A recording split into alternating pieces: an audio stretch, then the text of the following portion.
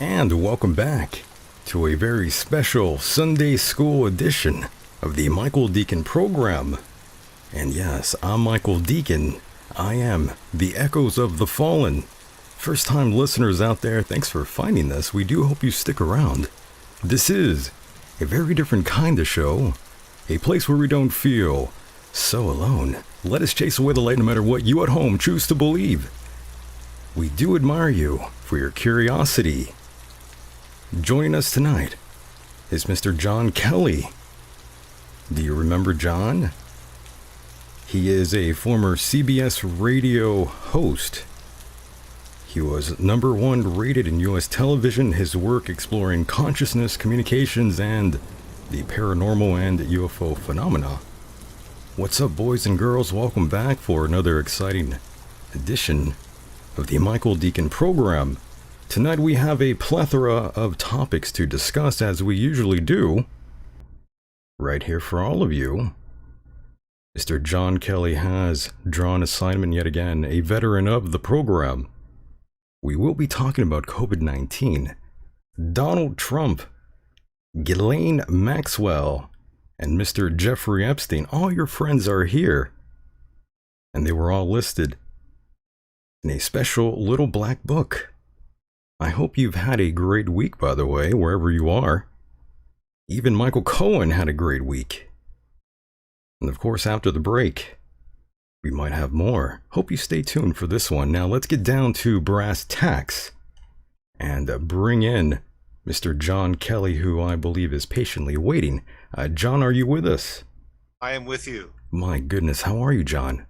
I'm doing very well. It's a very hot summer here in Vancouver, British Columbia. We're at the beginning of our heat wave. Very nice. And my goodness, thank you so much for spending some time with us. It's always nice to catch up with you, John. It's terrific to be with you again for a Sunday night edition of your show. The Sunday School Edition, as I like to refer to it as some time. And of course, the last time you were here, we talked about Melania Trump. That's right. Mask up, everybody. Mask up. And so much has happened since then. I thought it was the right time to bring you back in. And of course, as we get the ball rolling here tonight, can you tell the listeners, the first timers out there, about yourself before we dive right in with tonight's Dark Matters? My name is John Kelly. My website is yourinnervoice.com. I became popular in North American and international media about 20 years ago for reporting strange perspectives on newsmakers' speeches. I used contemporary digital audio technology to mine information from the human voice and determine unconscious messages that eventually were vetted by real world events. So my reporting on the Bush-Iraq war, the BTK killer, the identity of the Russian spies surrounding Anna Chapman, all these high profile cases where I produced these unique audio samples, they became flashpoints in media and tremendous interest. And these findings continue to be of interest to people like Michael and his audience. We're looking for unconscious forensic clues to real world events encrypted in human speech. It's a fascinating topic. I've been using this technique clinically for about 20 years. My clients include many graduates in fields like medicine, psychology, psychiatry. Many licensed professionals have had a chance to review my practice and so on. It's been a wonderful journey, and we're continuing a part of that journey tonight with our discussion of Trump and Maxwell Epstein triangle. Oh, yes. And of course, I mentioned your experience with CBS Radio. Can you tell the listeners about that? A different world indeed when you were with CBS. I was very popular in morning radio throughout the United States, and people saw that my time spent listening statistics were very high, that audiences would persist on staying on channel during the commercial breaks. And so this generated tremendous interest in news and editorial rooms. And eventually I was approached by a morning host for a small sister station in Minneapolis uh, to produce a morning feature, a weekly feature of my summary of news events. And I, I thought it was just a tremendous opportunity to break into media and to start a platform for syndication, for national syndication at that time. My technique, my production technique was very lo-fi, but the information I was producing on a weekly basis was very newsworthy and very intense and unique reporting. But at the same time, because of my passion and appetite for risky uh, situations, I was continuously publishing very highly sensitive information that could transform the political narrative in the United States. And so it came to a point where I was told by one of the co-hosts on that show that if I was to air my Dick Cheney, Vice President Dick Cheney findings that morning, there were serious concerns that the Secret Service would come in and lock down the station. So under that kind of pressure, I had to demur. I had to stand back from that window of opportunity. I could no longer continue to publish on that station because I couldn't meet this threshold for how could we say it, this sense in our culture of this envelope of what has become part of the parlance today about political correctness and cancel culture. You see, by being such a dissident, a vocal dissident, by pushing the envelope on freedom of expression and different constitutional rights, human rights in the United States, I exposed myself to a lot of questions, and so I lost that CBS platform, but it wasn't because of my because I wasn't willing to sit down when I thought it was time for just people to speak out. It was simply because I was too edgy. I was the Dave Chappelle of morning radio in that way. Are you happy with how your run with CBS went? Well, uh, all of it, all of it was fortunate circumstance. So I ascended to a position of privilege in terms of access to media but I couldn't fulfill it for a variety of reasons. As I say, I couldn't get to national syndication and keep that mother station due to all the pressure circumstances. So I'm not satisfied that I saw the full potential of what could be, but I know that it was a great honor to be given the reins in those multi-million dollar operations, you know, to be given airtime and to be guaranteed airtime and to be uh, part of their revenue generating model was my content. So it said a lot about the vetting of my content, that my content was commercially and re- news-wise acceptable. By the way, I've heard some of your old interviews, and I always found them to be pretty good. You're quite sharp when you were doing interviews regularly. Yeah, well, those very demanding situations, and early morning radio, particularly when you're covering multiple time zones, you could be.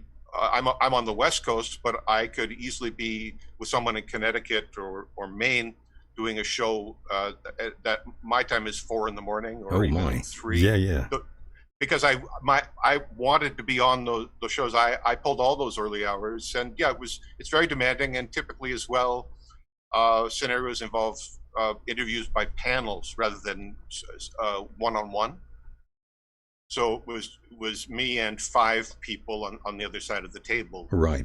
in a lot of those situations. So those kind of real world boot camping experiences have a formative effect on people's cognitive and, you know, behavioral skills behind a microphone. Not everybody, as we know, feels comfortable on camera or behind a microphone, but in those kind of morning newsroom environments, people find their way, and it's through it, you know, it's through intense pressure. What can I say? It's an extremely high pressure situation when you have those multi-million broadcasting situations, all that advertiser dollars, all the legal issues about what you say and what you don't say, and we see people on those chairs losing it from time to time on the air or off air. People lose people climb to high positions in broadcasting, and they may lose their platform over uh, explosive behavioral issues that come up with stress. So How sad. you know, it's sort of, it's like for broadcasters, it's like sports. You know, being on a high profile team, a winning team, and all these kinds of things. It has all that aura. When it's great, it's fantastic, and there's also a lot of lows. If you read the stories of the famous talkers in radio, a lot of them were living out of the back of their station wagon at one time. So Yep, it's a rough and tough gig. It really is. And of course, I'm wondering, when did reverse speech come into play for you? I became aware of that through Art Bell shows in the 1990s. I was working in the Fortune 500 in the tech industry in wholesale.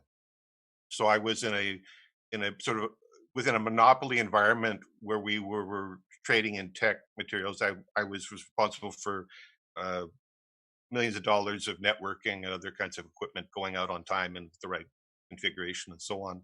And so the internet at that time, this is the early to mid 90s, the internet is just coming online, and all the media that we might not be getting through other sources like television or radio is now becoming accessible, and I'm becoming aware of all this paranormal Art Bell programming because I'm a lifelong paranormal fan. I've been reading on it since I'm a kid in the library, a young reader. So I learned about Art Bell shows, and it just came up on the playlist, the broadcasts that they did at that time, which were very successful broadcasts, and one of the top rated guests on that show in the 1990s. And I was a big fan of the findings. And at the same time, I was a person who was a digital audio user because I had continued my music studies and practices from the time that I was a teenager. And I was using digital audio to transcribe musical performances, so I could study composition in jazz and soloing, other kinds of questions musicians are interested in. I was using the technology for that, and I was able to replicate some of the findings that were being presented on the radio because I had the workstation on my desk, the same technique that I could do digitally. So So it was basically through Oates. well, he was the guest on that show. It's his brand. Right, right. That's his trademark and commercial license and whatnot. So that was how the world became aware of the people using this technique in of applications in forensic studies and in clinical studies for wealth health and wellness. Excuse me, wealth and hell. Well, it's a very controversial story. Yeah. The history of the Reverse Speech Institute. Let me tell you. But I was there during a peak period when it was a very successful small internet and radio based business, and there were 10,000 users of their analog recording devices and other kinds of numbers they generated. And that was also the time when this kind of paranormal talk radio was monopolized by the Bell Show. Coast to Coast at that time was one of the few platforms where people could go to listen to deep conversations on the various topics that were at that time very niche, which had now become widely popularized. Just thousands and thousands of platforms. But at that time, it was just in the collective culture, it was all of us were learning about something together at the same time, and that was the platform that it happened through. So yeah, the school was set up in California, and I was down there. I was studying, learning techniques, and meeting with the scholars who were behind the scenes, who were mentoring or overseeing the institution, and having various adventures through that. And I, because of perceptions of challenges that were occurring in that organization, I broke with the organization and went away with the tools to form my own practice. And I eventually I don't know, I haven't really tried to formally name things other than I have a website called Your Inner Voice, but I revised the procedure for the clinical application, and I produced baseline reporting over 20 years that was consistently vetted objectively, not, in other words, I focused on creating scientifically usable data rather than inflating any kind of dogma or cultic overtones or the aura that may surround such a practice. Reverse speech, again, is a trademark term. And so there have been just a history of challenges. Even today, we see people fighting in courts over trademarks. As I say, it's a very fractious type of scenario. I believe you tried to get that guest on your show at one time, and for whatever reason, they declined. Isn't that true? Well, he was scheduled to be on, but he fell out like twice leading up to the show. Well, a very poor low mark performance. Couldn't even get to the destination on time. What can I say? My perception is there were significant problems within that organization at the time. I was a complainant in a $60 million lawsuit, along with more than 24 other people who wrote notarized statements in support of Art Bell versus David Oates in court, whereby Bell claimed that Oates had broadcast on a podcast. He had broadcast claims concerning Art Bell involved in a pornographic enterprise in the late 70s and early 1980s. Oh, that's on record. Some of this was published in the Roswell Daily Record, in fact. Right, no, that happened. The arrest of Art Bell and his then partner. Oh, yes, in San Diego. Correct. And so his partner of that time, whose name escapes me in the moment, upon Art Bell's death, went to a podcast. I think they call themselves Reality Check. It's on YouTube, and gave a full and in-depth discussion of her perceptions of what she and Bell had been up to at that time. Nonetheless, this topic became the flashpoint for a $60 million lawsuit. David Oates talking about Art Bell's shadow history, whatever that may have been, as it was reported. I remember, involving pornography and other problems. This reporting at the time was the flashpoint for that lawsuit. And so, as I say, at least 24 people plus myself sent in notarized statements concerning their perceptions of of David Oates. I never knew that. Wow. And those were published online on the Coast to Coast Time of that day. This is a very long time ago, and as you may well know, the internet is famous for erasing history. Yes, it is. And so the history of almost all of that is gone from a time when it was on one of the most, top 1,000 websites of the time. It was on the front page. You could all see it. To today, I think there's only one document that still exists that was sequestered by some unknown party on Google Documents that I found. Google Documents, yes. If you look around there, you'll find some very interesting backstories to things. And so some forward-thinking persons foresaw the day when all this history would be erased, and they sequestered an affidavit up there. And then a blogger named Rabid Dog or something like that. I can't remember now. I have this link anyways. There's a blog with a series of articles and letters pertaining to this lawsuit and the issues at the time and the misconduct of the parties related to more pornography and online pornography and endless clown affairs. And so, as I say, it was a very, let's say, it created a very unprofessional environment. It created an inhibitory environment where I felt that participants in clinical work could not succeed given there was an oppressive aura. And so I sought to clarify that and to create a practice that was more wholesome, in my opinion, and something that followed things like ethics, things that the kind of guidelines. In other words, when practitioners are proposing that alternative paths to wellness are viable and that people should engage commercially and hire, alternative doctors and such, they have to, in their proposal, they have to be able to show that the quality of service is as good or better than what's already available. And so whenever we bring to the marketplace a substandard service, there's always going to be questions about why should that even exist? Right. Why should the market support services that can't even meet minimum baselines? Although licensed practitioners in health, mental health and so on are subject to board review and other kinds of governing bodies, depending on the jurisdictions. And even here in British Columbia, where I can be titled as a therapist without holding a PhD in psychology, I can call myself a therapist because it's not a protected title. Those titles are actually up for review right now. The medical board in this province wants to review all of this and to see if folks who are overstating their qualifications, should be kept in the marketplace and so on. But for the last 20 years in British Columbia, I could be labeled as a therapist without conflicting with the protected titles that are that govern, doctors and other nurses and other people practicing medicine in those schools of thought. So. Right. And so, yes, I thought there were significant problems in the reverse speed organization. I broke with them.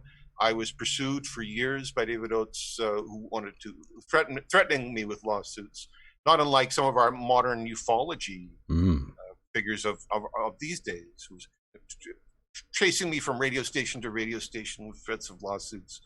And so yeah, it was quite an exciting adventure. But in the course of that, I produced all this excellent usable scientific data, and the public experiments and demonstrations that I conducted created this sense of objectivity around my work that transcended any personal opinions about what was going on, because of the consistent vetting of my findings over time. That the validity of my claim was only further reinforced every time I brought that kind of material to air. Every time I beat the press on reporting the identity of a Russian spy, or I named the serial killer by his demonic possession issues before he confessed to them.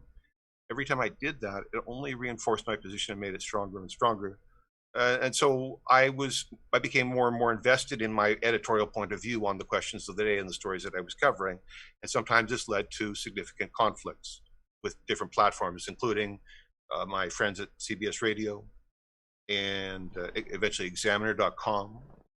And from time to time, Facebook, and from time to time, YouTube, and sometimes the show platform-related problems. But I was able to do enough of this proto-scientific work in the window of time when the opportunity was right. I was able to produce enough data that I even if I can't recreate those conditions today, if I can't get back on CBS or CNN or some platform like that, that the experiments are done and the trends are identifiable, and that any scholar can examine the data and makes that basic sense out of it. And so, in other words, the value of that opportunity was achieved in many ways. As I say, I'm disappointed the window of opportunity closed, as it did in some ways as well. But in terms of the value, the public value of the findings and the execution of the practice and the refinement of the practice that took place, only because I had so much airtime in that window, that work was done, and it continues to have value my work continues to attract interest from clinicians and practitioners in different fields. Psychologists are leaving mainstream medicine to go into different kinds of practices. They don't want to be prescribing doctors anymore, and so they're looking for the new. They're looking for the next opportunity, and my body of work fits into that tapestry of the evolution of mental health and these other areas. No doubt. And to wrap up with the internet talk, I just wanted to quickly mention and tag on to what you were referring to, saying people want to scrub certain things off the internet, but also online, there are some folks that want to preserve some things, and of course, some of those old Art Bell shows you could still actually find on streaming websites. I'm sure you're familiar with that. Yeah, but to a certain point, I mean, I'm a kind of guy who can take so much juice out of existing media. Uh, I'm not searching in the farthest flung realms of the internet by any means. You'll still find, yeah. I mean, you can I was find there those shows. when those shows aired. I think I cassette tape probably or VHS some of them, and I was there. So for the diligent researcher, it's still possible to find some things. But in terms of the complexity of history, some of it's kind of strange because we live in an age. In other words, we live in an age where so much documentation of events is possible. Right. But by the flip side of that is, due to our information management practices as a society, the living storyteller in some cases becomes the only evidence of factual history that is no longer otherwise accessible, if only due to intensive censorship. In other words, not because I'm coming here tonight to say that I just stepped off a spaceship, hanging with my buddies on Jupiter, and Right. just take my word for it, but rather that legitimate history there used to be excessive documentation, easily searchable, is deliberately made out of reach. The our management information is management and control is so refined now and excessive that we're in scenarios not only due to overwhelming amounts of information being available that we can't keep up with, and cultural. Now we're in three different crises at the same time, and so cultural change is happening in all these fields, and we can't keep up with that at the same time either. Right. In other words, the sense of cultural memory between generations, it's as if our cultural PTSD is collapsing as well. That we as a society forget. Half of us don't have any memories about 9/11, which was a transitional point, or any memories about other events that happened in the last 10 years. Maybe we only remember 7 to 5 years now. It makes us easier. It makes us easier if we forget about the Iraq War. Then That's we'll be right. easier to call up to the next invasion. I really enjoy the fact that you mentioned 9/11 because I've been talking about 9/11 for weeks now, it seems. I always mention it, and I always mention the fact that it seems like the media really is not trying to make anyone sort of remember, which is kind of ironic, which was some trademark line someone was using years ago. Remember 9/11. I mean, that was some slogan at one time, but it is funny that as a nation, and of course the mainstream media, not really mentioning 9/11 as much as they used to. And even the cultural artifacts of that time. How many of us remember today's security color code? Are we code blue today? Code blue, How right? safe are we? You remember that? Homeland Security, Tom Ridge daily briefings, right? I mean, this was the culture of the day. It was so surreal. We're in code red. There has been chatter and discussion about some of this, but I don't think that we have at all really assimilated and made sense out of many of these transformational cultural things that happened in the last 20 years. So I join the ranks of people who say that there's lots still to be discovered about 9/11 in that period. There's a lot of miscomprehension about it. Right, and of course, John, how are you holding up out there in Canada? Well, we are, in my particular part of Canada, we have successfully weathered some months of this crazy pandemic and a quasi lockdown in this province. So half we have essential businesses that continue to operate, and everybody else was supposed to stay home. Now we're in sort of a phase 3 of reopening, and that means a lot of folks who've been hermiting in their cave, so to speak, are going crazy, going to the beach and crowding at every venue in this crazy summer. People want to celebrate, and people are stressed by being jammed into their homes for 3 months for the spring. So we're risking infection and other problems after coming out of a period where we did better than a lot of areas.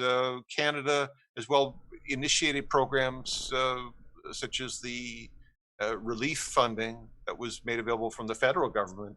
And I see this from my friends and the people I follow on Facebook talking about this comparative statement that Canada was more social with their federal money than the folks felt in the United States, although that we see in the news now more money is coming to Americans from the federal government in support and relief funding.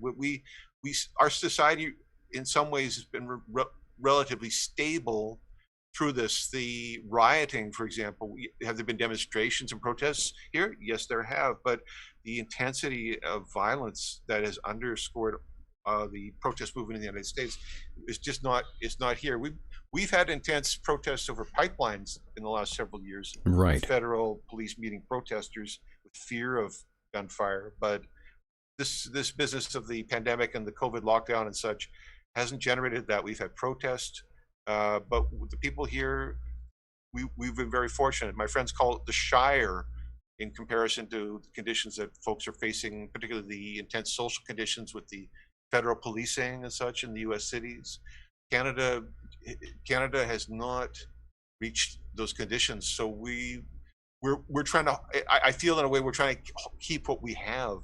We have a lot to lose if we fail to keep the course on keeping infection down and the death rate down here. That we could be caught up in all kinds of problems. And of course, our interrelatedness with the United States economically and culturally and so on is a major part of the experience here. And so whatever fortunes the folks are facing in Texas and California, Florida and New York, Chicago, all these different places, whatever fortunes they're facing are our fortunes as well, because we're in business with companies in all of these different places.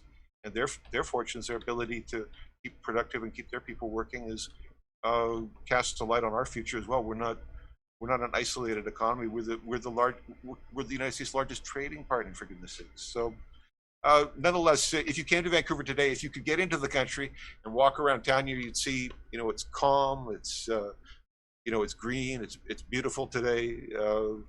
The agriculture up here, because of lack of access to workforce, because migrant workers would typically be picking our fruit and so on, they're scaling back, and so we're looking at agricultural shortfalls coming in the fall and winter, because our growers are not going to grow as much produce if they can't get it picked off the fields. It's exactly back in the field. Right.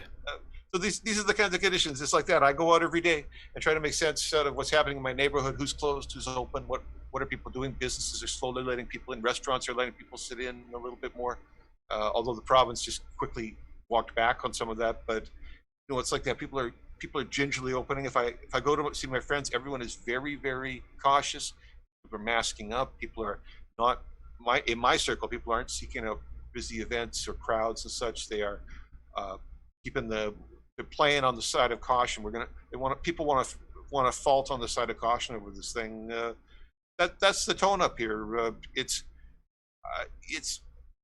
been a crazy time. I think the word unprecedented has been used the most to describe the time that we're in. Yeah, it's been sort of a term that's been beaten to death by the media, but these are historic times, which is another phrase that's been beaten to death by the media, but it is true. The world is currently in a standstill, a very bizarre standstill right now. This almost doesn't seem real, but I'm afraid I've tried poking myself and my arm a few times, and yes, I can confirm that this is very real and we are very much in the present. And some say this is a simulation of sorts, life itself, but I don't know about any of that. All I know is that a lot of Americans out there and people around the world are very, very frustrated. Who is responsible? Where are they? Who are they? So many questions left unanswered. John, in the wake of this outbreak, a curse, I like to say. It's been the toughest social experience I've lived through in my lifetime. I've my own personal ups and downs, but going through this together with everybody has been every Hollywood catastrophe movie that I ever saw on repeat for 3 months. It's in my mind and my emotional life. It's really it has shaken me. It has shaken me, and in It's a really one way shitty situation, John. well, Pardon my French, but so very there you go. I mean, apropos. a lot of hardship, and there was no on so many fronts. There was no certain path forwards. Uh, a lot of the systems and ways of organizing is such that we've relied on for generations in this under these conditions are ineffective. It's like the early part of the 20th century in the Spanish flu conditions.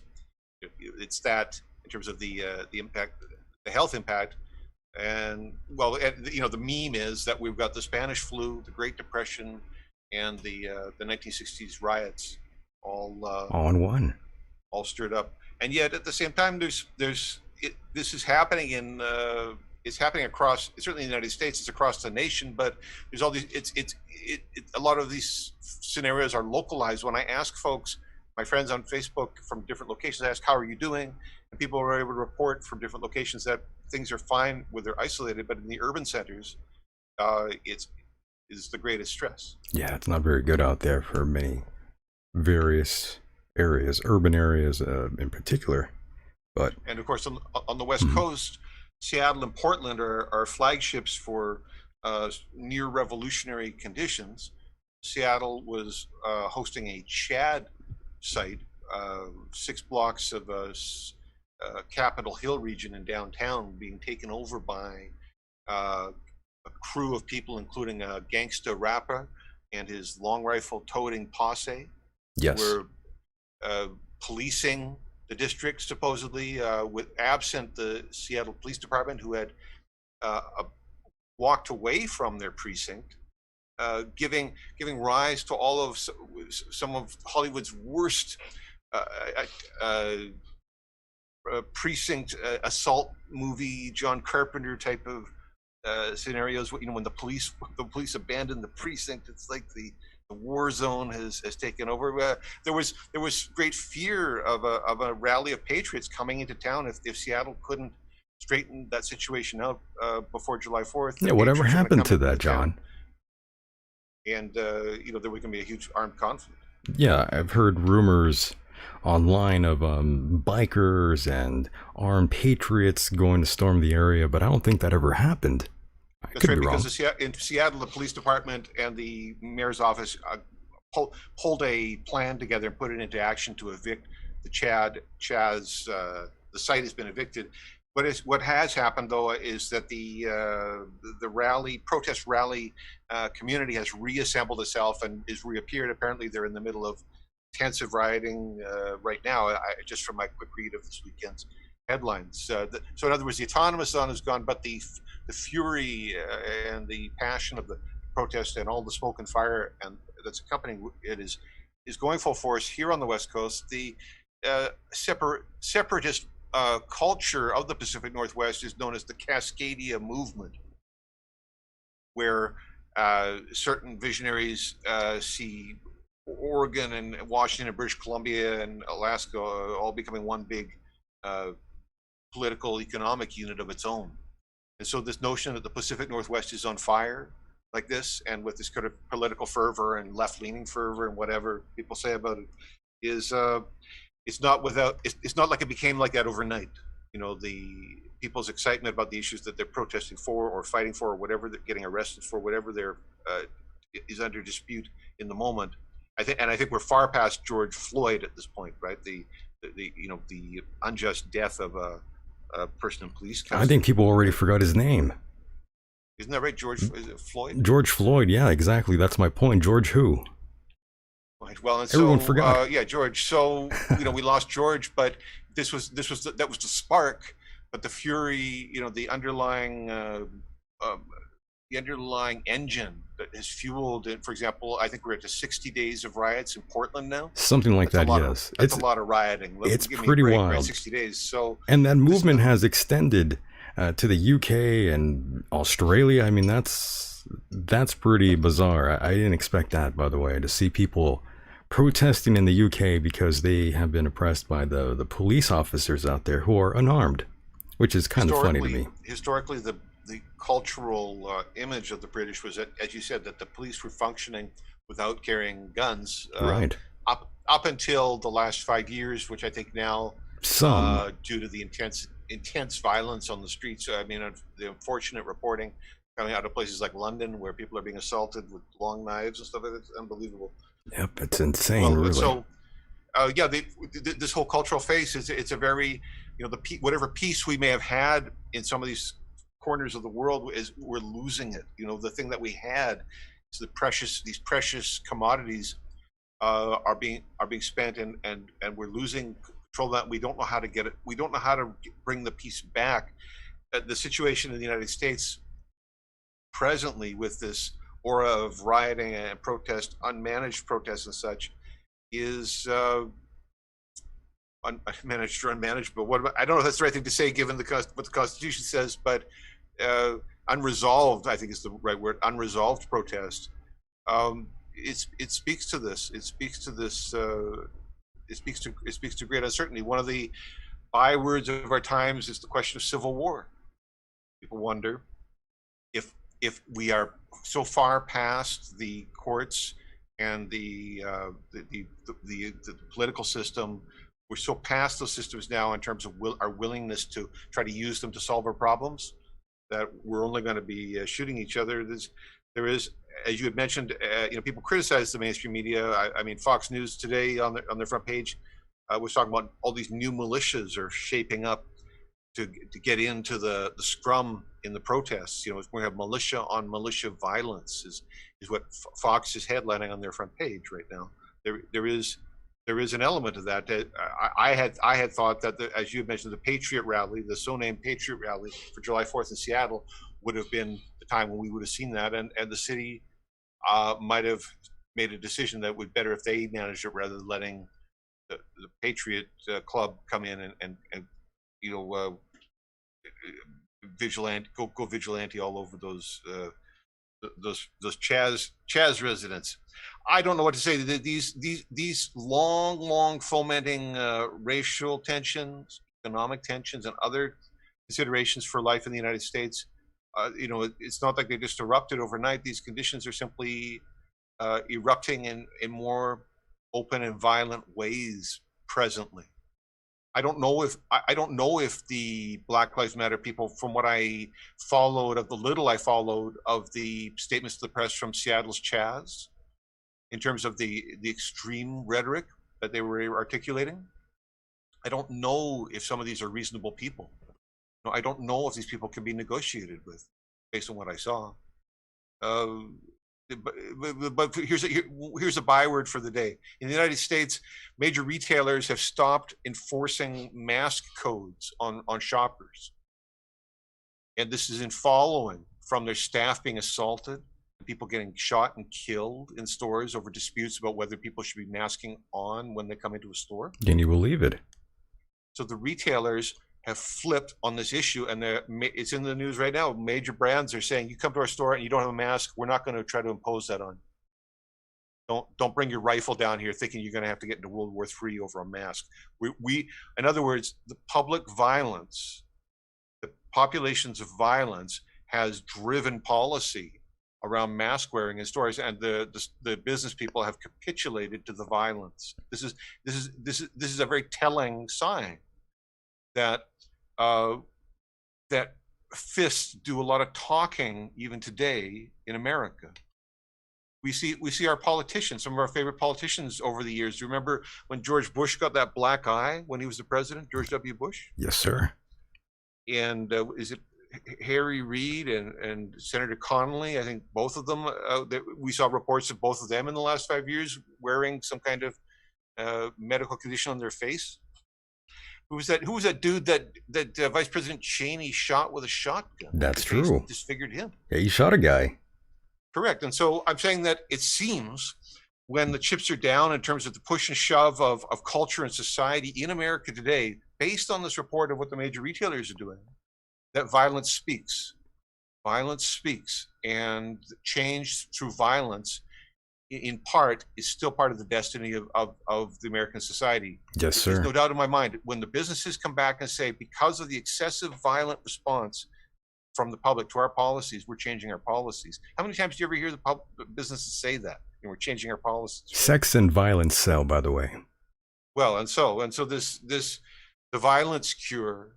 It seems that the population is destined for that, because it's a driving force in how the society operates. And at least we could say, in terms of how major businesses serve the public, they're concerned about someone pulling a gun or just losing it because of they've been locked in under lockdown for 3 months. That's right. That's their first concern. So violence, even this is a difficult. This is a difficult instrument to try to manage. People are complaining about excessive police violence, for example, and rightfully so. In many cases, these deaths and things are intolerable. But the protests today, they complain about police violence. They complain about federal police violence, and the president is apparently using his allocation of law enforcement to go and do some kind of exercises in these different cities that are some of the states' attorney generals are protesting in court. But again, it's the application of violence that is seen as the cure from the White House in that perspective, as well as from these outrageous protesters and some of them their unreasonable demands. It seems that violence is a go-to in the culture, and nobody seems to be sort of standing up. Well, I guess there's a lot of people fighting for peace out there still, but it's not the loudest voice in the room saying we need to bring some peace to the situation. It seems that this culture is destined for cycles of violence and their residual consequences, whatever. That seems to be what oils the machine. That's what the major retailers are sold on in their boardrooms. I also wanted to quickly say I'm not affiliated to any political party or group. I've never been known to be any sort of a cheerleader for anyone, by the way, and I most certainly love this country and will forcefully attempt to be optimistic about whatever talking head they want to throw up there on the world stage. And as of 2020, it's safe to say the jury is out. All the world's a stage, just like Shakespeare said, my friend. The world is a stage. Yeah, this is high drama. I mean, this is the cast of billions we're in at this point. Every country pretty well is every country, but a majority of countries have their hands in this economic lockdown and health and safety issue. Oh yes, a global pandemic at your door, civil unrest. I'm afraid I've got an eerie feeling about all this coming up over the horizon as I stare off into the abyss, Mr. Kelly. I feel more lawlessness will break out after this coming election. Whoever takes control, it simply doesn't matter.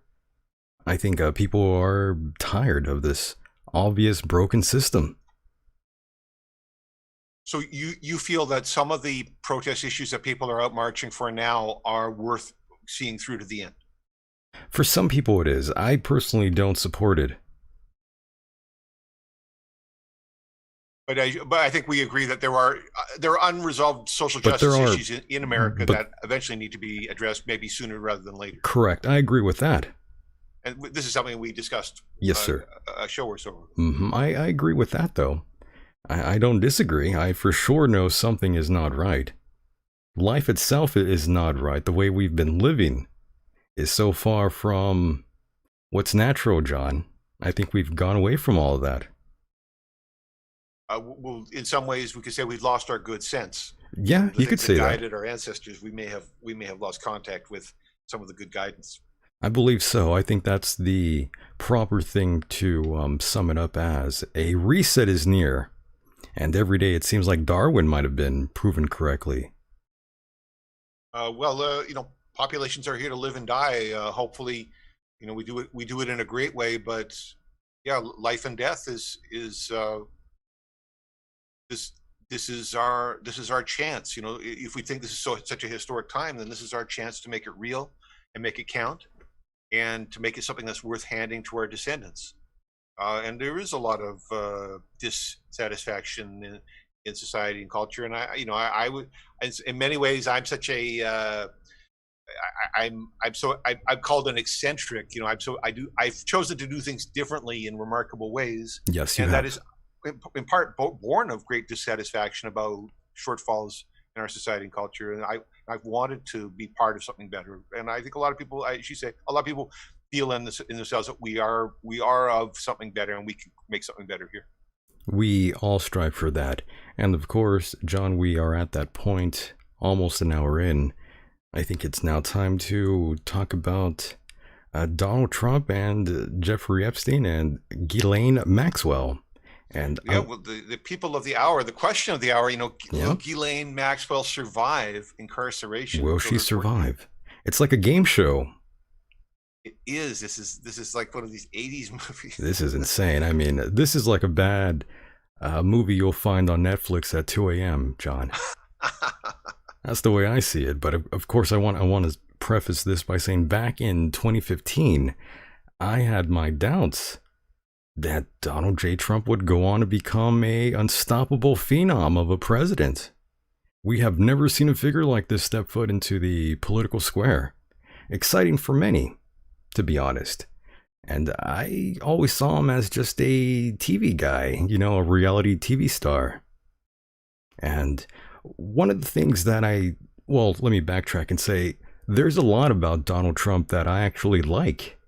He's actually kind of a likable guy. Like, he's someone that I would probably even drink a beer with, to be honest with you. He's a very approachable human being, very likable. But not everyone feels that way, and there's a lot about him that I don't really approve of and dislike. And one of those things has always been his relationship with Jeffrey Epstein. I've always said this. Nothing new. I've always just had that in the back of my mind. And it's very strange. Every time I try to have these conversations with various walks of life, it's like they don't want to hear it at all. They don't like talking about this subject for some reason. It's taboo. I guess so. I guess so. And of course, all these things happening with Jeffrey Epstein and of course, Ghislaine Maxwell, it's pretty interesting that this all sort of happened at this point in time in history. Eventually I knew it would. That's what I mean. That this series of events, yes, all these allegations would eventually catch up with the parties. Oh yeah, I saw it even way back then happening. I thought eventually this is going to come out, and a lot of people are not going to be happy with this at all. And specifically that it would occur while Trump was still in the office. Absolutely. Absolutely. In other words, if people could mine potentially some of the worst history from someone's life and put it out, sort of as a propaganda event, create a propaganda event at a critical point in their career, this is sort of storybook, right? This is like some of the most despicable acts. In a way, yes. And the highest office at the same time, all wrapped up. And Netflix didn't help my mind at all, especially with that series they put out, Jeffrey Epstein, Filthy Rich. Did you happen to see that? I'm aware of it, although I don't watch Netflix, but I had it's but you're been aware. Written about. Okay. Yes. Yeah, they even went over Jeffrey Epstein's little black book. Oh, I see. There's certainly quite a list of names there, I imagine. Oh my. Oh yeah. Everyone is on there. And so this cult of personality is a driving force in our society, whether for better or worse. These powerful individuals emerge and become they become enmeshed in the culture to intensive levels. Harvey Weinstein being an example of a very powerful figure who was also intensely corrupt. Oh yes, and Harvey spent his time with Jeffrey Well, there you They were good go. So friends. this this situation, it's never it never makes us happy to see people of lesser qualifications ascending to such positions in society. We hope that the better among us get to lead, in the challenging positions, rather than assigning all the resources and so on to people who are at least ethically incompetent, for their positions in terms of controlling other people's careers and so on. So again, Epstein, someone so enmeshed in so many layers of complexity, so many rumors of his history with the CIA and the Mossad, and Yeah. maybe the British spy intelligence agencies as well, and that was an inhibitor in the legal process that people were trying to enact. Any prosecutions that took place in the last 15 or 20 years, people were inhibited by his ties to the intelligence agencies, and the intelligence agencies are notorious for breaking the law to prosecute whatever agenda of the day that is that they want to do. Secretary of State Pompeo has bragged openly about going to spy school to learn how to lie, cheat, and steal. Amazing. And of course, I mentioned Michael Cohen in the opening of this program, and that brings us to the incident with Stormy Daniels, by the way. Mm-hmm. You know, to be honest with you, that didn't bother me one bit. I thought that was actually quite humorous, but other people didn't see it that way. It didn't appeal necessarily to the most the strictest Christian denominations. That a married man was having sex with another woman while his wife was pregnant. I don't know what that. It hurt some of people's feelings about family when they heard some of that, I think. But yeah, but do people have sex? Yeah, it's breaking. Yeah, people have sex. How crazy, right? How bizarre. Well, and so the president is a playboy by reputation, and life of a celebrant's life, surrounded by a beautiful woman, but being involved in the beauty industry to the extent that he was the president of more than one major pageant. That's right. And by the way, did he really get spanked with a copy of Forbes magazine? Well, that is what was reported. Now, only the witnesses to that event would really know. Was Stormy once claimed that she spanked the president with a Forbes magazine, and this was interpreted by Trump readers, Trump watchers, we should say. Trump watchers said, "Well, this is an act of sexual submission." That the powerful in society seek temporary relief from the burden of their authority. Yeah, that's some BDSM stuff there. This is what was teased by this whole predicament, and by writing about it, people saying it had this kinky aura in a society that's obsessed with 50 shades of republicanism. I love that. But yes, he's a regular guy. He was doing what lots of wealthy men do. Again, people have sex is not news. Yeah. Whether people who stand on the sidelines criticizing presidents, people criticize what people wear and who does their hair and who wrote their speech, and there's lots of things to criticize about presidents and first families. And this is part of the culture that people talk in critical ways about these things. But is the president a human being? And is what they call the populist appeal? Mm-hmm. Isn't that what people say, that people identified with Trump, and that closed the deal? Hell, I think that's what got him. With him, it closed the deal. I think that's what got him elected. The whole Stormy Daniels fiasco. Do American men celebrate hell yes. male libidos? And did Hugh Hefner have a huge career in the United States on the premise that he was this notorious playboy? Isn't that such a popular icon? We're still animalistic in nature. Well, we celebrate these figures in this society in one way or the other. Yes. If we talk about America and sexuality, there's a lot of complexity, cultural complexity. People say it's the thing everyone thinks about, but nobody talks about. In other words, people say there's a lot of hypocrisy in our culture, a lot of misunderstanding. But America, at the same time, is also a frontier, and some of the research in sexual science, pioneering research, was done in the United States that hadn't been done anywhere else. And so people talk about sex. President has sex. He's got kids. Women. But it's the concerns about the deviant Yeah, elements that's of when those I get. relationships. That's what Yeah, I think. That's where people get concerned the most. Adultery is deviant. It's a sin, right? But the people around him, his wife didn't divorce him, so whose business is it, anyways? It's really, we live in a time, unfortunately, where these sort of tittle tattle type of dalliance type of affairs are are not the most scandalous thing that's going on. We live in a time when people are concerned about sexual predators and children. This is the time that we live in. If and I think it's these. I think, well, with the president, let me clarify that with the current, it's not Trump himself, but rather it's the U.S. president. If any leader is in an extortable position due to controversial behavior that they've been documented performing, gathering, in extramarital affairs or marital affairs or other kinds of controversial behavior, if they're documented in that conduct by an opposing party, that party may seek to blackmail them under the terms that if they don't comply, that they will be exposed for their behavior.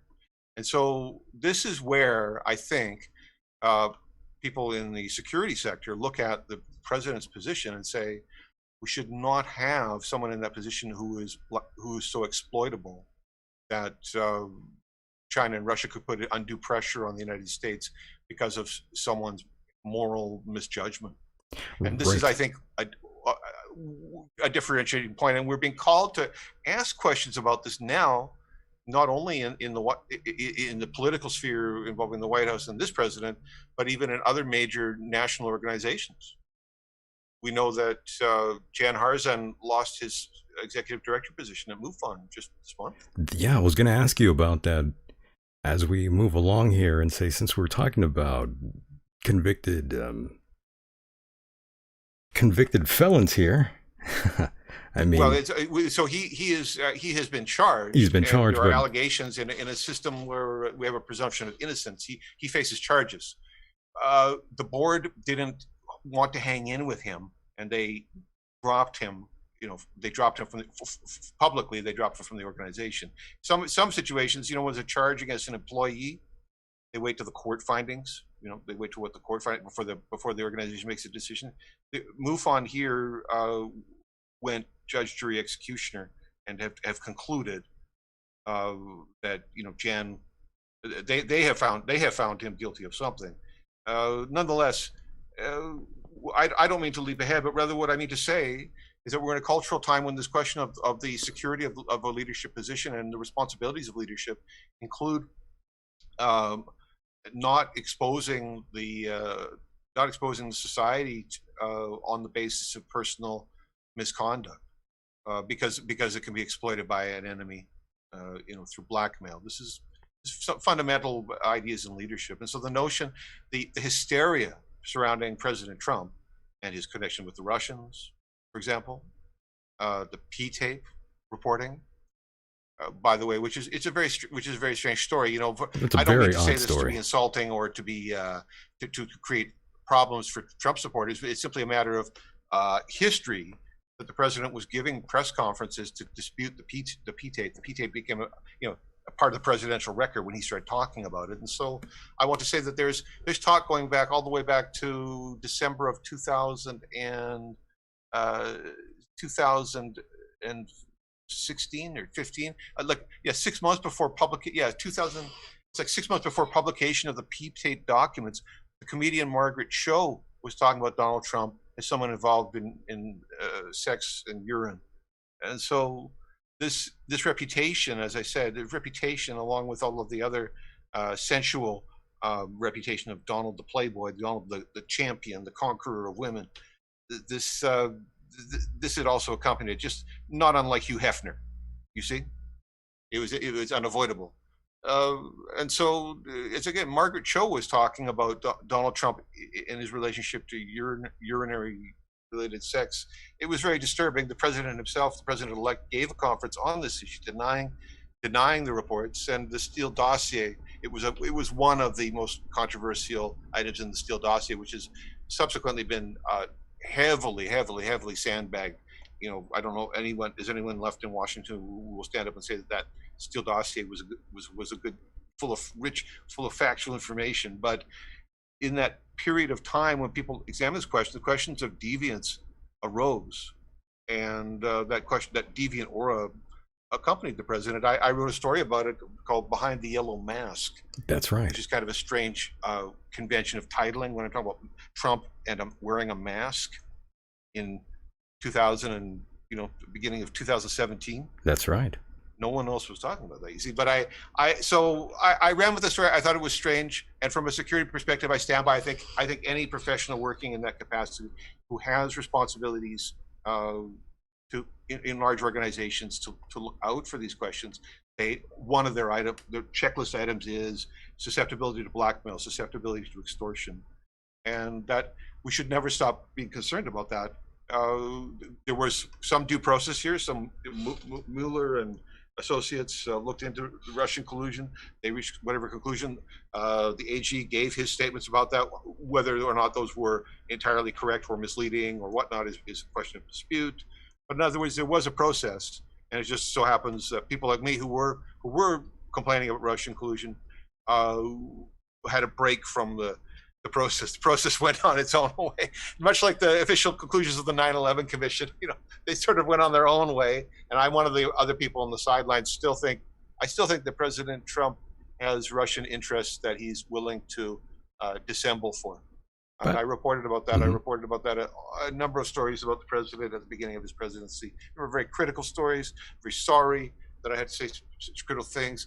I think I emphasize. I lost a feature position on CBS Radio because I'm so deeply invested in the bitter medicine approach. As Confucius says, it's the bitter medicine that gives the good result. And people who are shy from challenging issues, who don't want to do heavy lifting or get their hands dirty, are doing themselves a disservice, and eventually we do the society a disservice if we're not willing to at least address these questions when they come up. And so that is my feeling. I found it very disturbing to have to report on these things. I didn't seek it out. It fell upon me, but I felt that if I failed to do my duty to at least give the public a chance to evaluate the information that I was finding, then that would lead to worse consequences. It was better that I avoided omission. And if it didn't make me happy, if doing my duty didn't make me happy, that really wasn't part of the deal to begin with. Sometimes we're called to do difficult things. That's right. Out of duty. It's not because it's our personal desire it's going to make me so happy. In fact, maybe I'll have to go in front of some sort of a rhetorical firing squad in front of the public on some big radio show where everyone's beating me over the head with hammers because I'm holding some unpopular position. But what I'm emphasizing is it's better to have a look ahead, even if it's not what we hope to see, because it gives us a chance to do a course correction. Course correction is something that people are talking about now. We're saying, what if only, with COVID-19, people are saying, if only we did this, if only 2 weeks earlier or whatever, right? People are second guessing and armchair coaching, quarterbacking the White House response to the COVID pandemic. Again, this what ifing and so on. We don't want to create a situation where we have to look back and ask those questions. We want to. I think as a professional coach, as an international coach with a 20-year practice and a client list that includes families of America's richest families and the descendants of U.S. senators and all these different people that I've talked to in my clinical work, it's the same thing that we're called to make difficult decisions. It's better to do our duty and let the chips fall where they may. So if I have to report on a difficult story, if I have to talk about a story I don't like, it's my duty to do it. Right. So John, do you personally believe that Donald Trump was into water sports? I have cause to believe that there's something going on with that. Think something, as a clinician, as someone who studies male and female reproductive health in my clinical practice, yeah, I believe there's something to that. Amazing. And of course, we've heard throughout the years from both Trump and Melania, when they talk about how they met, they reported to have met at some sort of a Manhattan nightclub during some fashion week in New York in '98, if I Well, recall. Epstein is named as the person who set them up in some reports. Exactly, that's where I was headed. I also read that Jeffrey Epstein was the one that played Cupid here. Right. Interesting, right? Right, as if people are being traded as commodities, human commodities. Very strange, very strange. And of course, we've had Donald Trump mention those weird comments he made about Ghislaine Maxwell saying, I wish her well. I wish her well. This is what created a furor in the press this past week. No one really understood what he meant when the allegations were so terrible. Why would the president, want to extend such public sympathy from as president? I mean, certainly he could write a letter as Donald Trump if he felt that way. Certainly, and right now I have a GIF, an animated GIF playing in the background of the chat with one Donald J. Trump and Jeffrey Epstein. And in the background, you could see Ghislaine Maxwell. That's right. You could see her laughing about having a great time. I mean, I've seen so many photographs of Donald Trump and Ghislaine by themselves. It's hard not to imagine that they're not friends of some sort. And the president has denied even knowing them at one point. He's absolutely gone from warm to cold on these people. There's no doubt. Very odd, though. I'm just thinking, how many times can you take a photograph with someone before you can officially call them a friend?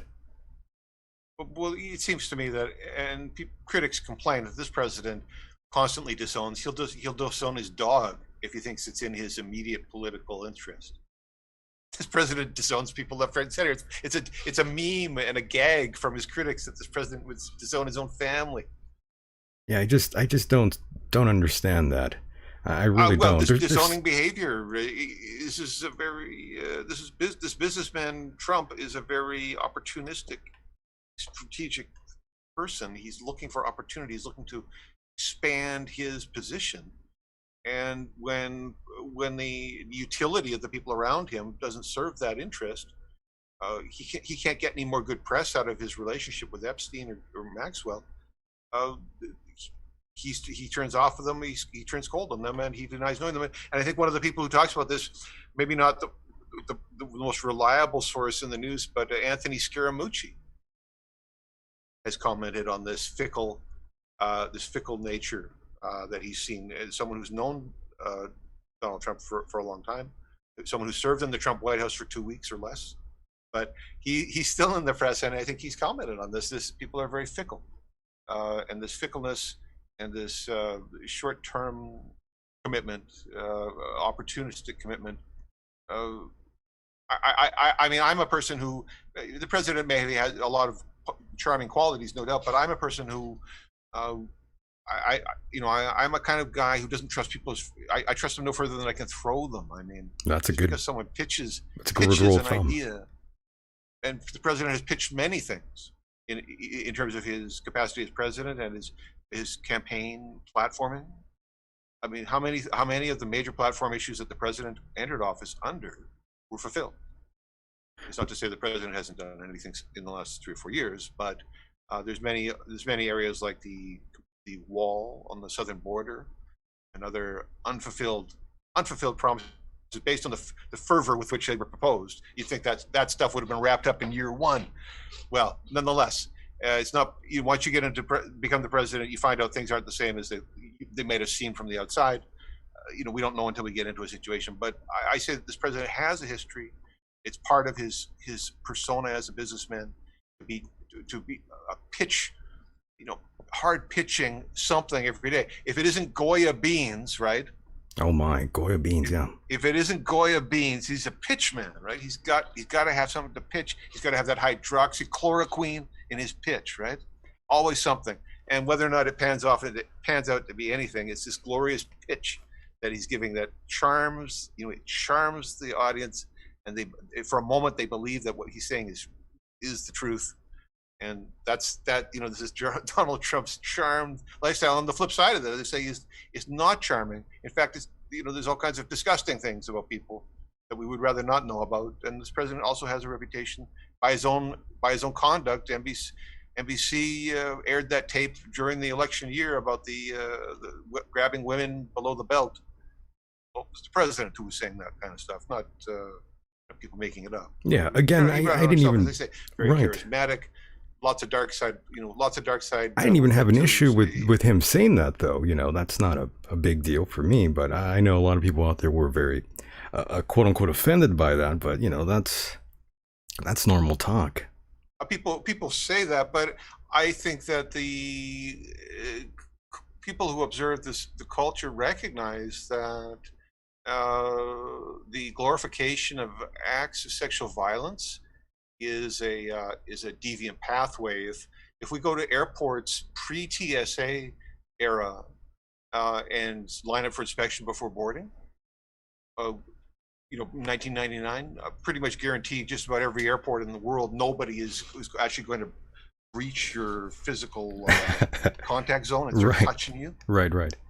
So I'm saying that people inherently don't like that kind of aggressive behavior. I hear you. Although that talk exists, it spells sexual violence. It's an aura that's not it's not appropriate to the office. So what can I say? John F. Kennedy was infamous for having affairs, for being a playboy. He was a ladies' man, right? I mean, that was part of the aura, and was part of, and you're selling. Someone tried to tell me that they didn't like John F. Kennedy because he was getting all that sex. I mean, people thought that was men were thinking, this is, go for it, right? Go, Joe Namath, right? Joe Namath for president. I mean, people think this is just terrific. Well, people gravitate towards it, yeah. All this downside, there's all this downside to behavior, and that's why society created rules. That's why people are supposed to be married when they have kids and stuff to create stable society, right? Stable households, healthy children, all that stuff. That's all this flip side of all the fun. President likes to have fun, good for him. But all this hurting has to stop. We can't be in situations where there are intolerable crimes being committed against any members of our society, let alone the most vulnerable. Maxwell and Epstein are notoriously reported as traffickers in sexual blackmail involving underage children, and that's just an attack on the family, an attack on our future, because the young people will grow up to be the next generations of adults. So and our president wished her well. The president wishing well, and this is amazing. This is creating this perturbed sense in the society. It's creating a feeling of unease because we don't understand the president's intentions. We don't understand why, given the allegations, that the president isn't able to condemn that in general and say, preying on children for sex is bad. Okay. Yeah, if you love the guy or hate the guy, you still have to come to the conclusion that was a little odd. So there are odd dimensions to this, and in fact, I found it so odd that I thought I should apply my investigative tools to those remarks. Oh, that's right. We do have the audio of that, by the way. Well, maybe we should load that up and have a little listen. Yes, we'll do that. But by the way, did you happen to come across the Lincoln Project ad they did of Trump? Lincoln Project. Well, the Lincoln Project has a series of ads. Yes. Oh, they have more than one. Oh, yeah, I think the Lincoln Project is on Facebook every week. I see new things coming from them. Oh crap! I thought they only had one ad. I got that ad right here. Let's play that ad first. Well, let's see what you got. Okay, let's play that. The most deceptive, lying president in history. Did you hear that, by the way? I certainly did, yes. Okay. Finally told the truth. Somehow, it was more shocking than all his deceptions. When you do testing to that extent, you're going to find more people, you're going to find more cases. So I said to my people, slow the testing down, please. Slow the testing down? Slow down our chance to save tens of thousands of lives. Slow down our understanding of where COVID is and how it's spreading. Slow down the steps to reopen the economy. Every single expert told him to test more and test faster. And now we know his response. Slow the testing down, please. That's why this November, more than ever, the choice is clear. It's America or Trump. It's like a movie trailer. It's pretty heavy. There's a lot of loaded language in these political ads. Yeah, very, politically charged there, no doubt. And of course, we do have the audio that you have dissected, John. Yes, but before we play that, I will just say that Go ahead. on this notion of testing, which is one of the concerns of the critics of this COVID response, comparably, we could say that if we stopped investigating crimes, the U.S. crime rate would go way down. By the way, we have someone by the name of Matthew S. saying, are you going to bring up President Trump banned Epstein from Mar-a-Lago, Michael? And yeah. Well, and so you just brought that up. We just brought it up right now. They had a falling out of some sort, and there were some consequences to that. These are lives in high flying circles. They're intermingled. These people know each other. It is what it is. They get along. They don't get along. I think we're less interested in the soap opera of this and more interested in the social justice ends and the right. What's going to happen to the surviving victims, and will there be justice? Will Ghislaine make it to the court? The president, if he surrounded himself with unsavory characters at some time in his life, as a man of the people, as a populist president, I think it's taking a bite into the big American apple pie. He wasn't looking out for worms and seeds. He's biting in, and he's just going with what's already there. He didn't. In other words, President Trump didn't create Jeffrey Epstein and Ghislaine Maxwell. He is a person of the time who was a part of that social dynamic that involved those people. But it's not as if he, take the president out of it. Those people would have still been doing what they were doing. It's just that he's also tainted with it. Whatever advantages he thought he was getting from that, there was some downside, and maybe this president has made some intelligent comments about trends and events like 9/11 and such. He's made some intelligent comments over the years from time to time that I respected. Yeah, leading up, he was talking about 9/11. You may have foreseen this day, when Epstein and Maxwell are being brought through the court system. His name and all these other names are coming up, and further that the Netflixes of the world are dragging his name and all these other names, through the terrible sewer of the story. That may have informed his sense that he needed to cut. Yeah, just remember that. Ties. Yeah, just remember the Donald Trump and Jeffrey Epstein case with plaintiff Katie Johnson. And so this is one of the survivors who named Trump in a case against Epstein. That's right. And so, there are many of these cases, and the rights of the survivors and the victims is an area that I'm concerned about when these issues arise. And the hardcore therapist position is that they're willing to make, just like a physician, they're willing to make the difficult cuts, the necessary cut. In other words, I'm willing to go through some sort of painful process to get this stuff resolved, rather than letting it linger and foment into something more toxic. It's like that. I have to be willing to make those cuts. Not everyone in a society can do that. Accept responsibility for that and take action on that. Most people won't. But if we don't make the necessary cuts, then there's worse consequences for everybody later. If we allow the institutions like the family to be run roughshod over by these abusive personalities who may or may not be wealthy and connected to major establishment figures. If we allow them to win, humans. The situation is like an enemy of humanity. It's crimes against children are crimes against the human species. So it's very contemptible, but it's unavoidable. These are the times that we live in. These are the people who were born in this time, who live here, and it's simply, we are called to respond as best we can to those situations. As you said, the taboo around this is so offensive to most people. That may lead to people not applying their best resources to seek justice in cases like this, because of the toxic nature of the material itself. It's so toxic, as you said. This case is so toxic unto itself that psychologically the culture is repelled by it. People don't embrace this case. It's repulsive. And people don't like talking about this, for sure.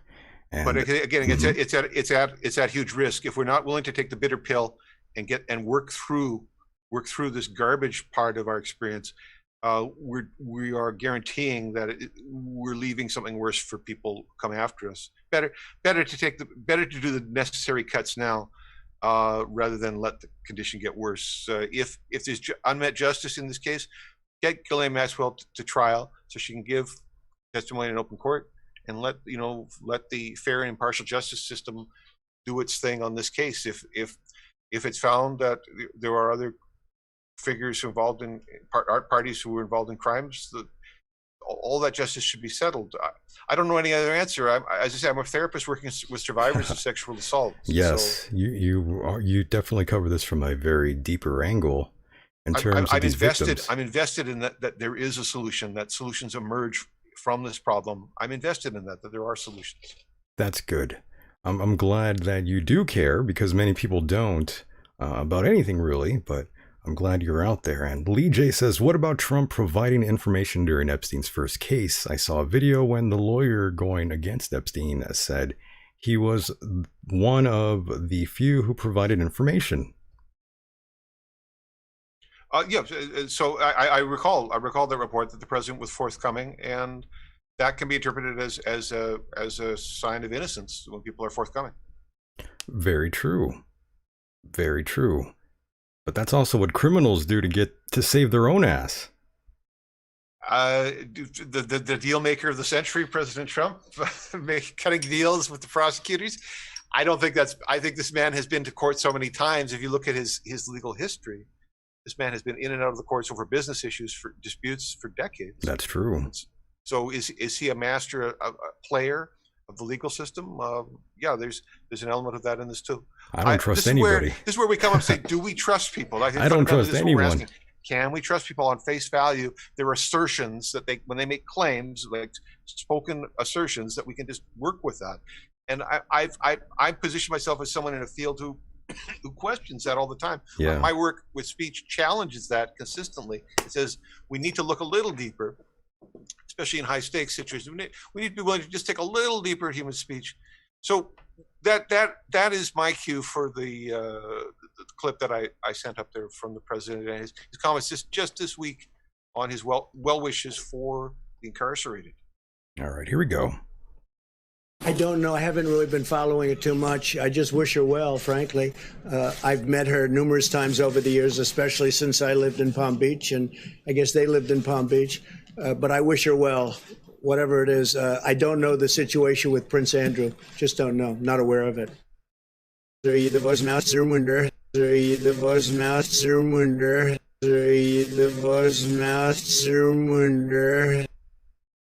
So I've interpreted that audio. I've rolled it up in my digital editor, and I've spun the audio grains around and resequenced it. And I came up with what I thought was a message. And I thought he said, "Lady was my surrender." And when I thought of this notion of surrender or capitulation, it seemed to reflect the public reputation of the president for dominance and submission dynamics. Let's hear that one more time. And further to that, in the symbolism of the human orgasm, from a literary perspective, people talk about the orgasm as surrender.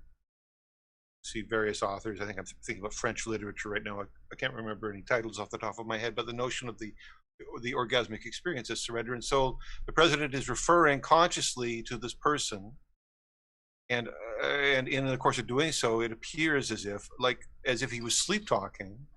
There's this additional encrypted information about a surrender, perhaps related to this individual, as if the president had an orgasm associated with Ghislaine Maxwell, as if they were in a sexual encounter.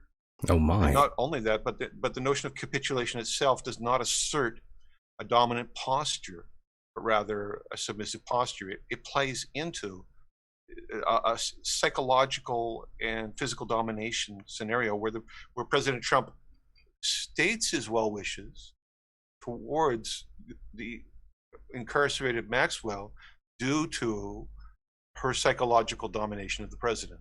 Do you think Ghislaine Maxwell slept with President Trump at one time or another? I think that they have had intimate contact, and I don't know all the particulars of it, but I think they are intimate associates by that she knows dimensions of the president's sexual preferences. I would say that much. My goodness. Well, they were swingers.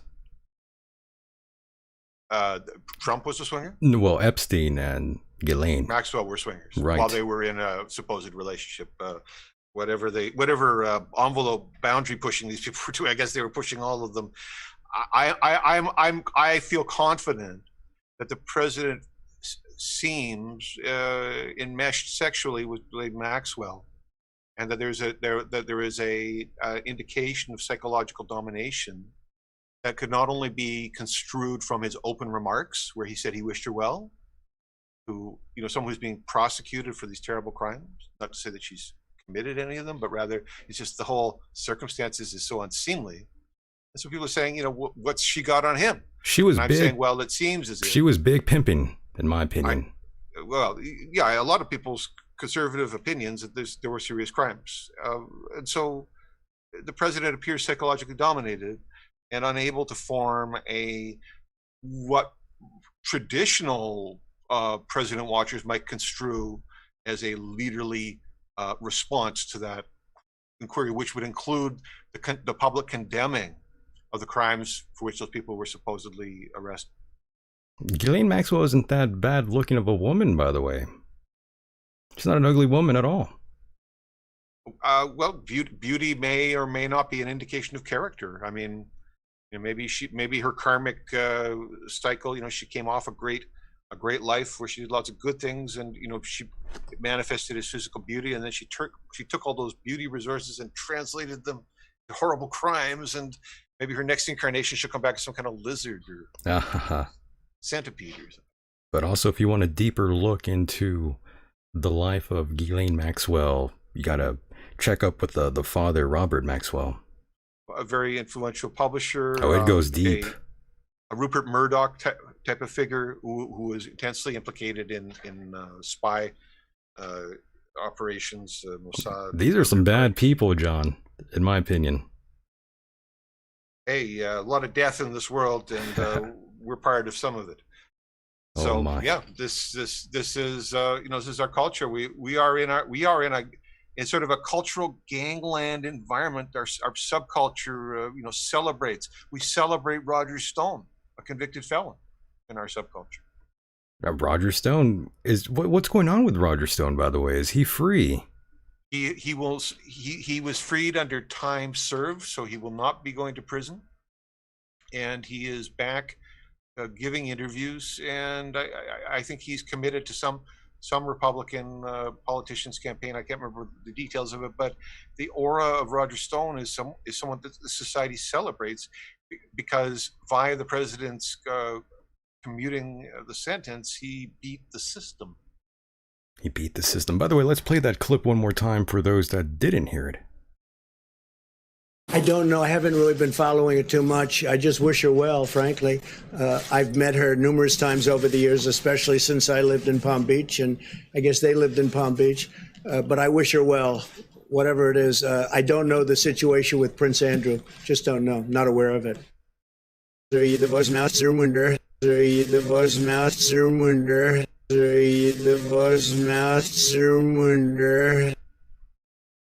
And so one of the considerations that's in the scuttlebutt now around this case is that the president will at some point pardon Ghislaine Maxwell. Interesting. That he only talks people who are going to be who are like Flynn or others who have received favorable treatment. If that happens, that's going to be completely telling. I think, given the way things have gone historically, that it seems to me that people in these positions are more likely to end up like the DC madam. Oh my, you're going deep with the reference there. Was a case from the 2000-2001 era. That's right. Of a person who held a list of highly influential figures in Washington, D.C. who did not make it to see her day in court. Oh my. I'm glad you brought that up, by the way. And, there's so much to talk about in terms of this love triangle that we see with Trump, Epstein, and Ghislaine Maxwell. Even Is it love, though? Is it really love? Well, I mean, I said that because it sounds cute. Best friends forever. BFF. BFF, my friend. I don't trust these people. Never did from day one. It's really hard for me to trust anyone, really. Again, I like the president, but this has always been an issue with me, with him personally. The fact that he's tied with these folks here. Well, if we expand this notion and we think about the nation itself, America is enwrapped with criminal culture via the CIA's unholy marriage with the mafia, which was part of the strategy to succeed in the invasion of Europe. Right. So the CIA is on the payroll as part of the government, except they're in bed with Al Capone, and so the whole society. Uncle Sam is playing gangster roles in a whole bunch of different situations. We always don't want to see that. I don't want to think about Canada sending $10 million worth of military equipment, heavy arms to Saudi Arabia so it could blow up Yemeni school children. I don't want to think about it. That's true. Dark side of living in these first world cultures is our power to change the world, but it's a lot of it is we're doing it in destructive ways, and so people don't want to think about the nation that they love. The patriots don't want to think worse of their nation, but the responsible parent pays attention to their child's condition. They want the child to grow up well. They're with them. They're in the scrum with them every day, making sure things are working out, that they learn how to walk properly and eat properly and comb their hair.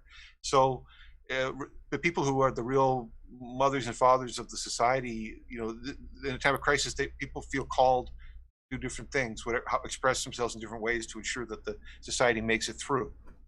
They play a role in steering the society through the crisis.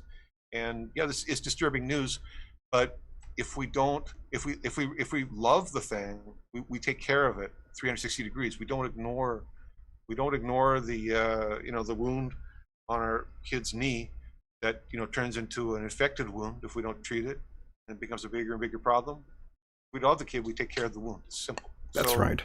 We're called, even if it makes us unhappy, duty isn't supposed to make us happy. It's supposed to be for the long-term happiness of everybody, not just us, the society. So even our favorite figures sometimes disappoint us. And part of the culture now, people say, well, people want to be critical of this and that, then they must be haters. Their hearts are full of hate. Yes. They're contemptible. They're just contemptible people, and that's why they're always complaining. And I say it's not like that really. It's more, in my case, is that the bitter medicine is the solution. And the sooner we're willing to get involved with the heavy lifting and the dirtying of our hands to solve the problem, better it's going to be.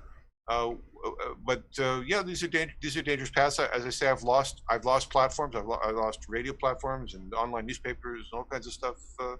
It leads to problems, but that's for the courageous people. Life. If every time I said something, everyone just agreed with me, I mean, what kind of a life would that be, right? Exactly. That's why I like doing the show. Some people complain and ask for things, but I don't care. People are going to complain about everything.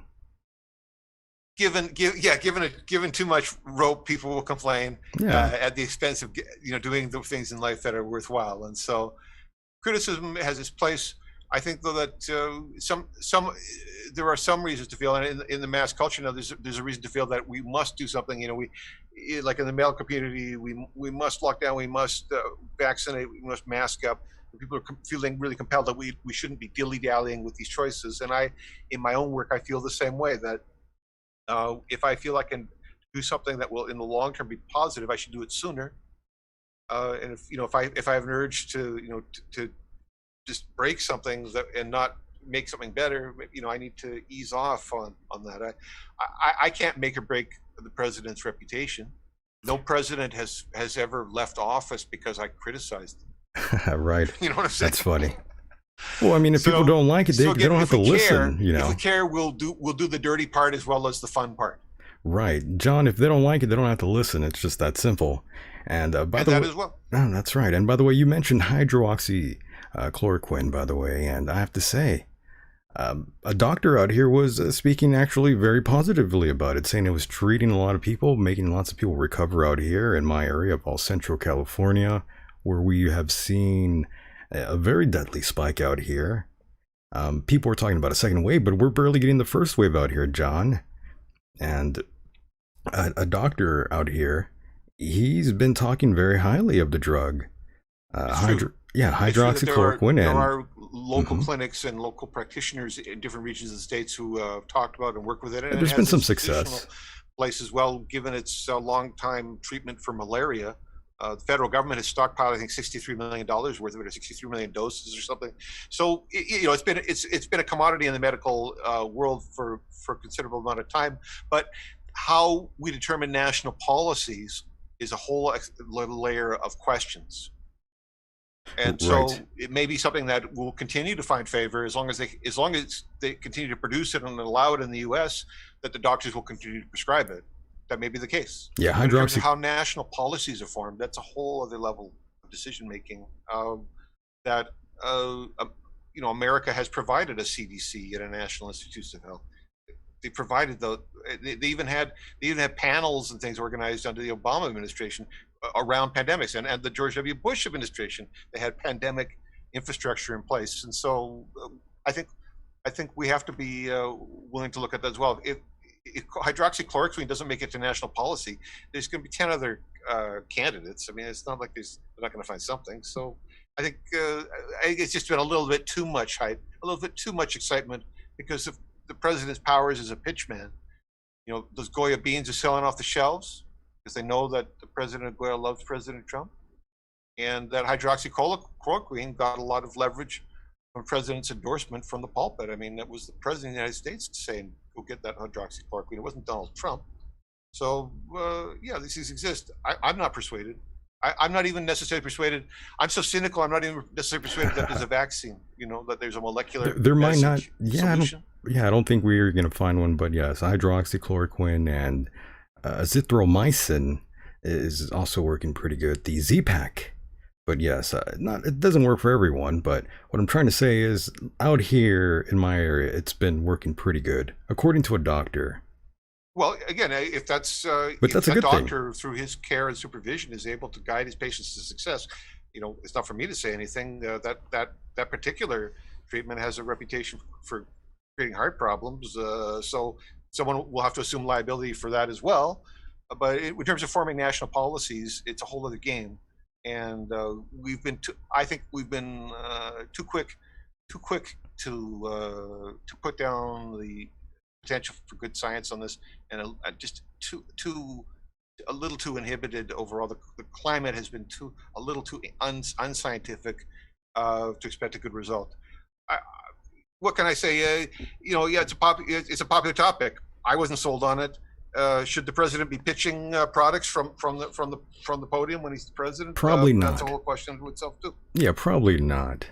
In my opinion, I don't think that's probably a good thing. It's a little bit too much working the stock market. A little too much unfair advantage for the president to be promoting stocks from the White House. You're right. And by the way, John, wants to make money, but sure. Do we need that culture? Do we need Laura Ingraham telling us about national health policy? I mean, she's a big stock promoter. Isn't that her history, right? Stock market. And we're all pushing the latest craze, right? Everyone get in on this thing, whether it's good, bad, or indifferent. I don't think that's necessarily the type of temperament that should be making national health decisions. And by the way, John, how do you feel Trump has handled the pandemic? Do you think he's handled it in an appropriate manner? I think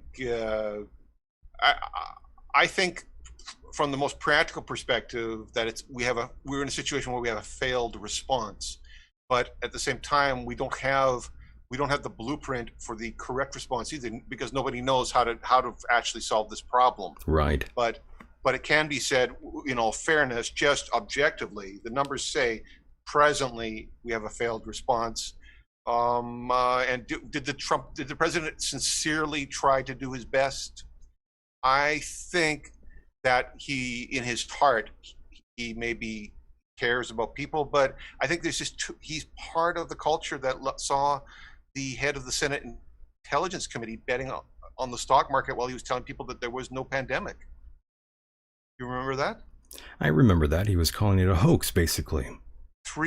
At least three senators, Dianne Feinstein and her husband, a junior senator from the South and the head of the Senate Intelligence Committee, all named in stock trades while they were publicly telling people to calm down. They were betting on a huge pandemic for their personal profit. The insider However, trading. that worked out. The appearance of that is contemptible, and it turns out that the Justice Department is not interested in prosecuting any of them. But what I'm really getting to is that the president, in that regard, he's such a player by being a businessman, a business success, at least in terms of his mobility in the U.S. business market.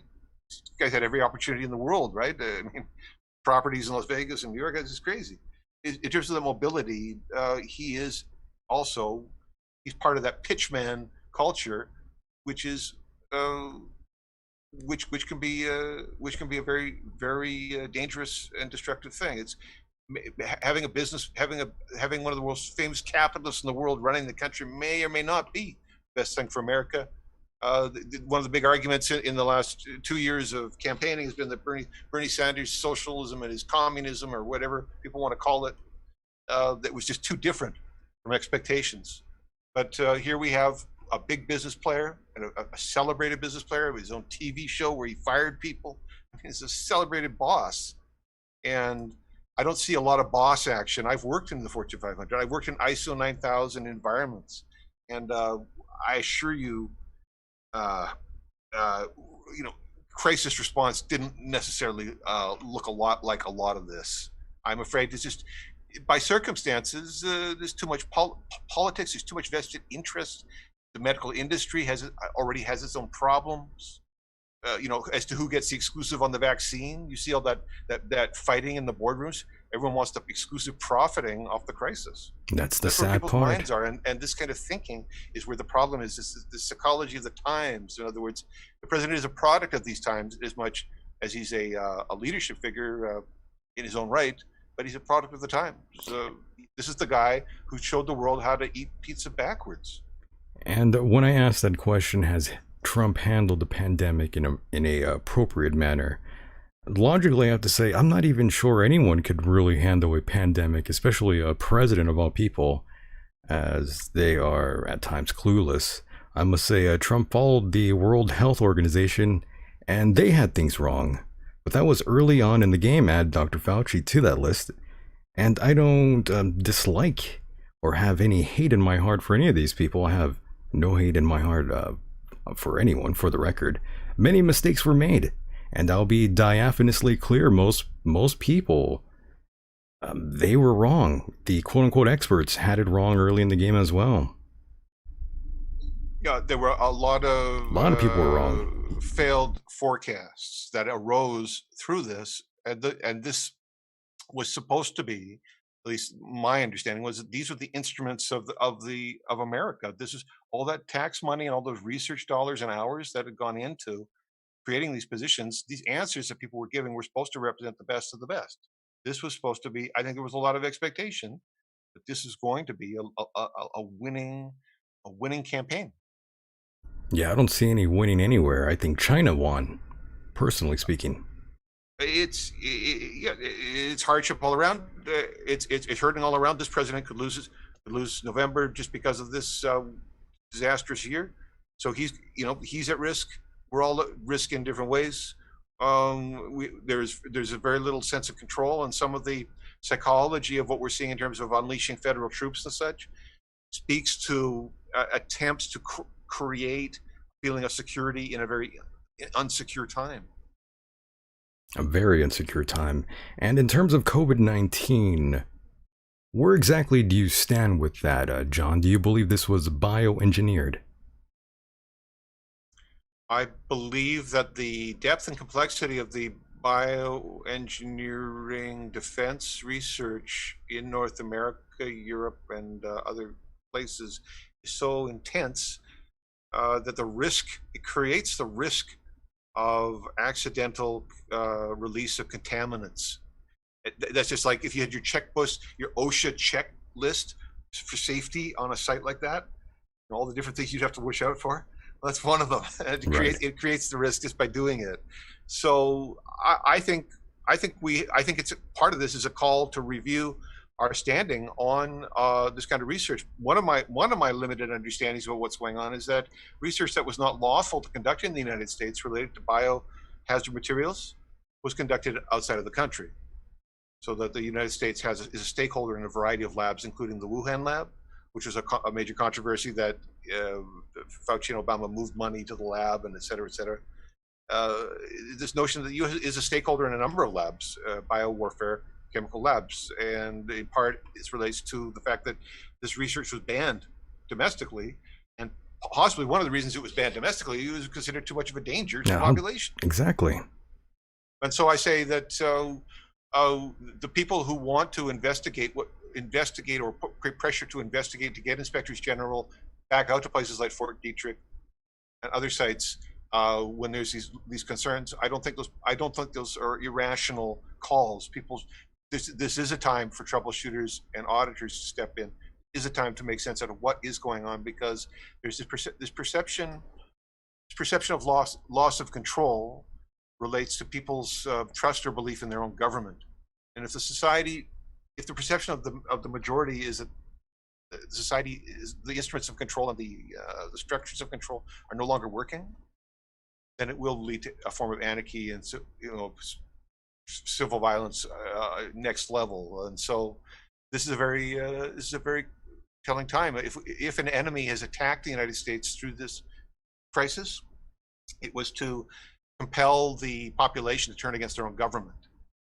In other words, perceptions that the government is incompetent and that the government response is incompetent would be said to feed into enemy agendas to have the population turn against the federal government here. And the mirror of that in China is the CIA fomented unrest. Not that there isn't native unrest in Hong Kong, but there is this manipulated unrest as well. It's part of the Hong Kong experience. And what I mean to say is that the CIA, a state operation is cited in the unrest in Hong Kong that is intended to spread like wildfire in other cities in China due to existing social unrest, and that they all go into protest and overthrow the Communist Party. So the United States, through that instrument, through that department, is attempting to subvert the Communist Party. Are other governments attempting to subvert the government of the United States? Well, that's what leading nations seem to be doing. The United States is certainly doing it. Again, I say this crisis is a time for us to reflect, and I think it's already clear to many progressive thinkers. This is a time to reflect on how we can make constructive changes for the better. And if we're sidelined now, when we get back on the field, how can we do things different and better? But if we're under a war, the likelihood that was just a first, let's say that was a first strike, there's no other overt conventional strikes that have fallen. The concern if we're at war with China is nuclear war. And although the diplomacy is falling apart, we know that the Chinese consulate in Houston is closed, and that one of the city consulates in China for the United States has now been closed by their government. We're certainly playing on the chessboard. We're taking the pawns off the table. Eventually, we're going to get into some of the bigger players, which will involve a shooting war. We're still in diplomacy and negotiations, but friends don't do this to each other. Canada hasn't closed its U.S. embassy, and the U.S. embassy in Canada is still running, as far as I know. You know what I'm saying? Lots to look. It doesn't look friendly when China and the United States are closing each other's embassies. Not at all. And of course, China striking the deal with Iran, that's another thing to worry about for everyone again. Well, China has international business in Africa, many places, the major infrastructure projects and so on. I don't know all the particulars of the relationship to Iran, but people are concerned if they have a military alliance. China is winning, I'm telling you. Well, so what you're speaking to is this notion of the decline of empire over the last 20 years, that the America spent its capital fighting wars in Afghanistan and in Iraq. The rest of the world repositioned itself for a non-polar arrangement that diminished the U.S. position. Russia's currently fielding, I don't know how many they have, they're fielding hypersonic weapons. and the United States is 5 years out from putting those in the hands of the soldiers. So while the United States prosecuted certain agendas, the rest of the world had different priorities. And maybe people in America are saying now, gosh, the goals that we were pursuing for the last 30 years may or may not be the right goals for us and our descendants. Maybe we need new goals, new priorities. Maybe that will come of this. Maybe some, the better goals will come. The United States is a huge investment in its military infrastructure. It's the largest part of the economy. So that would be a huge change if that became a lesser part of the economy, because right now it's the largest part. So, John, we have come to an end of our discussion here, and I wanted to thank you tremendously for being a part of the program. Always fun to catch up with you, John. I hope that some of the things I said made sense. I had a great time, going over the news of the day with you, Michael. As always, a terrific broadcast, and you're a terrific host. I look forward to every meeting with you. No, thank you so much, John. And before I let you go, is there anything else you'd like to plug or get off your chest here? Now is the time. Well, people are fighting with the consequences of lockdown, their impact on their emotions and their psychological outlook, their prospects for happiness. And I work as a clinician. I offer services toll-free. If you're interested in alternative counseling and therapy, you can find out on my website, yourinnervoice.com, what I offer. And my toll-free number is 1-888-453-0751. I swear I give some of the greatest coaching of our times. If you want to find out more about that, just get in touch with me and let's get together. Let's learn about the secrets of your inner voice. Very nice. Yourinnervoice.com is where you can find more of John's work. Always an honor and pleasure to speak to you, John, and we will do this again soon. I look forward to more talks with you, Michael. All the best. All right, brother. Take care out there. Mahalo. And there he goes, boys and girls. That was Mr. John Kelly. Very, very, very fun and interesting conversation. It just went down. And yes, for those that don't know, I will return, I believe, Tuesday with my kitty as he makes his return. Currently, right now, he was actually filming. I believe he had a video shoot for his band. So we will talk about that Tuesday. And yes, I do want to thank all of you for being a part of the program yet again. Always fun, always interesting to talk to all sorts of walks of life. And of course, looking at the chat room here, I'm glad you got to hang out with me here tonight. And of course, tomorrow, I'm actually live over at Patreon. Patreon.com/Michael Decon. If you want bonus material, well, sign up over at Patreon and you'll get another dose. The Michael Decon program.